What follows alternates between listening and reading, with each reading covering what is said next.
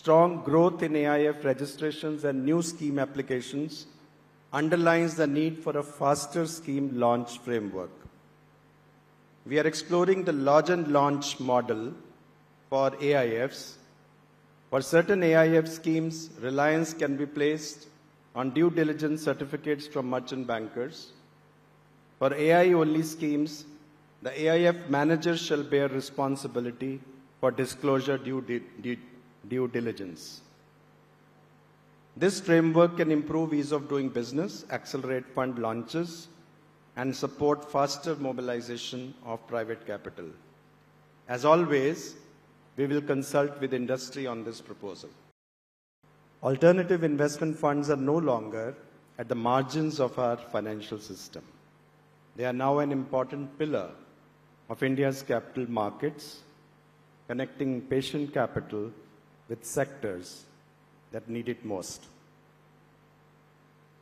The current geopolitical situation is a reminder that capital must do more than chase returns. It must also build resilience. For India, this creates a larger role for the AIF industry. AIFs can finance sectors that strengthen India's economic resilience: renewables, storage, logistics, strategic manufacturing, and supply chain capacity. Today, I would like to share with you SEBI's perspective on the evolving agenda for AIFs. Let me begin with the growth story. India now has more than 1,700 registered AIFs. As of December 2025, commitments stood at about 15.7 trillion and investments at about 6.45 trillion, a CAGR of close to 30% over the last 5 years.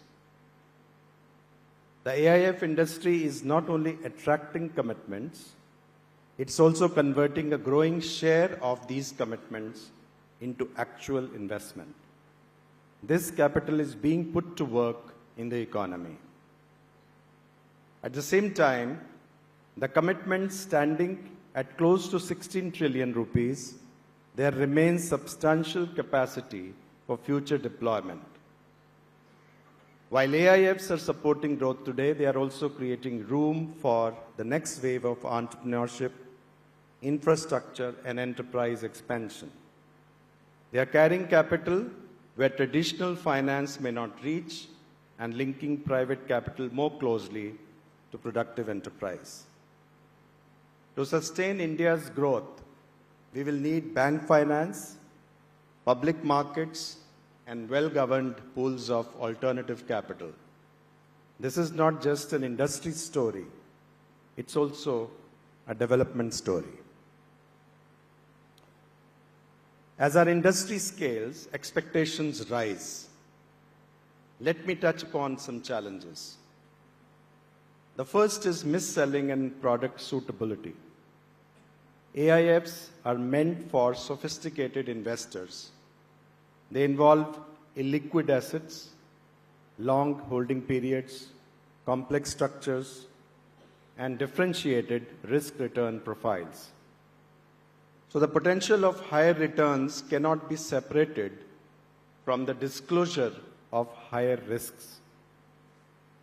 Managers and distributors must clearly disclose key terms. Risk profiling must become a real discipline, not a box-ticking exercise. The second issue is whether enough capital is going to growth, innovation, and sunrise sectors. AIFs are expected to fund uncertainty, innovation, and early-stage enterprise. However, as of December 31, 2025, only about 205 billion rupees of AIF capital has gone to startups. If private capital stays too conservative, core purpose of AIF framework is lost. The industry can do much more to back innovation-led sectors and emerging businesses. Another area that needs discipline is valuation. AIFs often invest in early stage and illiquid assets. In such cases, credibility begins with valuation. Weak or opaque valuations erode confidence. When your investee companies move towards public markets, valuation concerns can distort price discovery and weaken trust. Therefore, fair valuation matters. Our regulatory approach has been balanced, strengthen governance where needed, and provide flexibility where justified. Take governance, for example. The move to dematerialize AIF units and investments, along with NAV reporting to the depositories, is not merely procedural. It improves transparency, strengthens monitoring, and reduces operational risks. Such measures help build trust in the market that is becoming more sophisticated. At the same time, the light touch framework for accredited investor-only schemes provides regulatory flexibility where all participants are sophisticated. Similarly, the recently simplified reporting requirements through a comprehensive annual activity report and rationalized quarterly filings will reduce compliance burden without compromising oversight. These measures recognize that ease of doing business and effective regulation are not opposing goals. They must go together. This balance will continue to guide our approach. On governance, we expect accurate and timely disclosures, consistency with disclosed fund terms, clear segregation of roles, effective conflict management, and strong internal controls. On investor protection, we expect alignment between manager and investor interests, fair and equitable treatment, and transparent fee structures.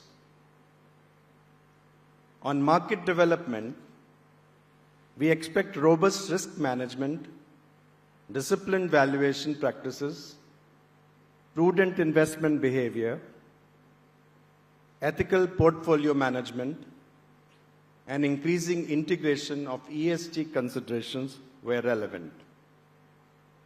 In short, growth must be accompanied by standards. That's non-negotiable.